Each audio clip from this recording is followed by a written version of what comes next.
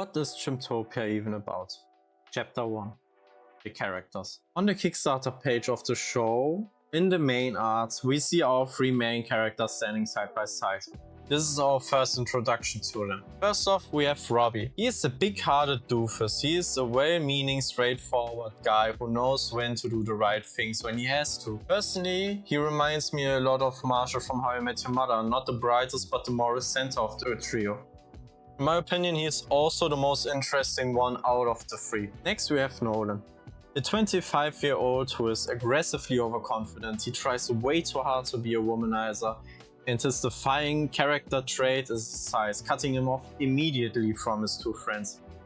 He is like 13-year-old short compared to his friends, and with his all-over behavior he seems to be very overcompensating.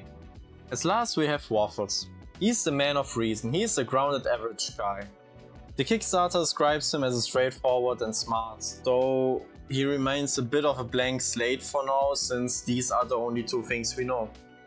He seems to be the first who is fed up with nonsense and tries to be the one go for immediate solutions. Next to our three main characters, we have four side characters depicted, and we can only suggest that they will play big roles, each of them. The very first is Chimp, the character who the show is named after. He has a bizarre mix of monkey-like features. He has big ears, a monkey tail, and is depicted eating a banana while standing in front of the chimp house, so we can only suggest is the place where the boys live. Since we don't know if the show aims for social commentary or just absurdity, I don't want to dive in too deep with Chimp's character design, if you could interpret it as something problematic or whatnot.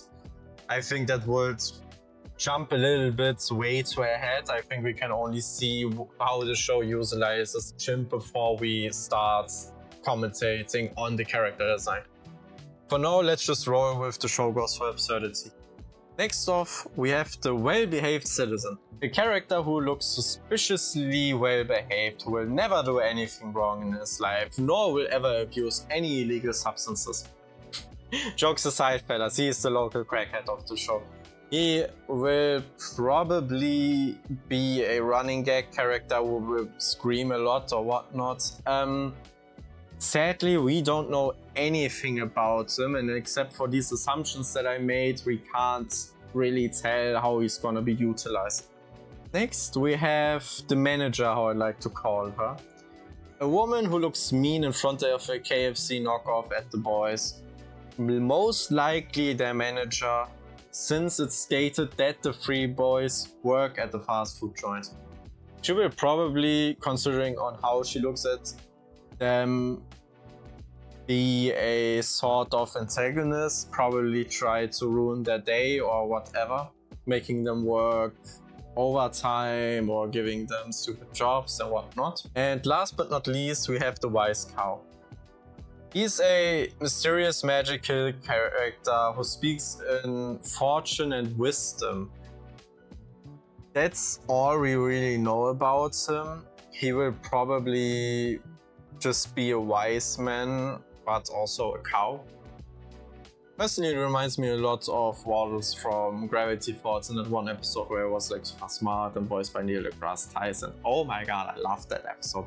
But either way, the cast seems interesting enough for a sitcom that goes for absurdity. I'm personally excited to see how these characters would interact with each other. To be fair, it seems like a type you can, except for the crackhead, you can immediately know how these characters will most likely interact with each other. And I think this is a good thing. Personally, I don't really like the character designs of our main trio. I think they just look way too bland. For main characters, they don't really look like main characters. And I think Nolan just looks too much like a kid. Like, you can just tell he's a 13-year-old and will just believe you. He has no adultish features. Like, just give him a beard or something. Chapter 2. What is Chimptopia? Chimptopia is an episodic sitcom. The premise is simple. Our trio work minimum wage jobs, most likely at the KFC joint, to be avoided being expelled by Chimp. The creator stated itself The show was inspired by Smiling Friends, Seinfeld, and Brotherhood, please, South Park. However, unlikely modern hits like Casbin Hotel or Murder Drones, Chimptopia explicitly rejects overarching storylines.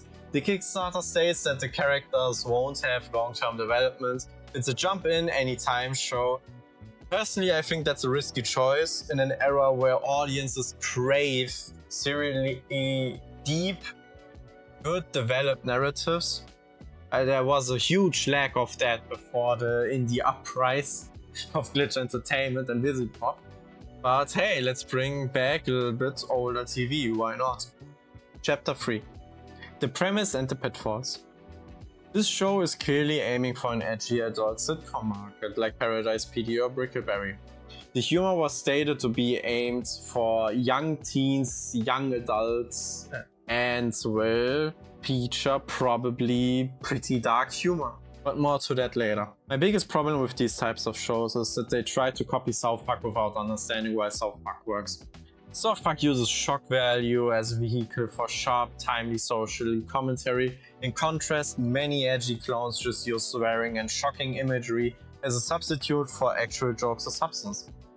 If you're just saying the F-bomb 5,000 times without making a point, the humor gets exhausting fast, which has been one of the biggest criticisms why Visipop gets hate. She overuses swearing a lot and it loses weight immediately. Chapter 4. The teaser trailer and controversy. The first real look we got at the show was a teaser featuring a character from the indie show Gameoverse, explicitly Gobbles the dinosaur. In the clip, Gobbles meets Robbie. The interaction goes as follows. Robbie asks him what Gobbles' show is about. He states the general premise of Gameoverse. Robbie immediately, without listening completely to Gobbles, says it's one of these types of shows.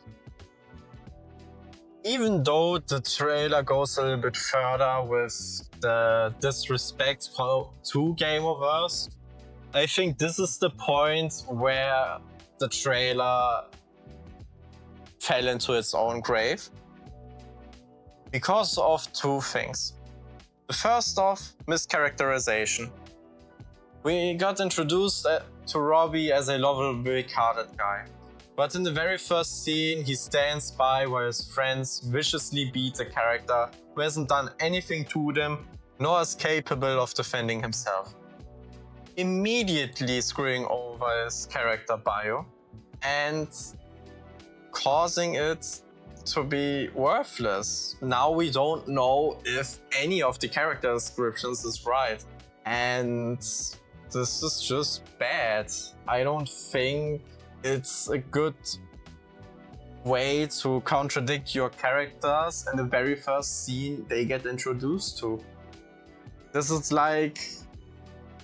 probably the worst character continuity I've ever seen in my entire life. Immediately the first sentence they say contradicts their biography, and that's just bad writing. And more of our second point, it's very arrogant. By calling Gameoverse another one of these shows, the writers essentially don't insult Gameoverse, they insult the audience who love Gameoverse, which is not good considering you want these people to watch your show. And it wouldn't have been that worse if this is where the trailer would have drifted off to okay, we show a little bit of self-irony, or Gobbles throws a punch back by biting back or anything, just like snap at him. No, it's just Gobbles get beaten up by his friends while Robbie is just standing there and mocking the audience / Gameoverse further. And the worst part about that is Chimptopia doesn't have any foot regarding the indie animated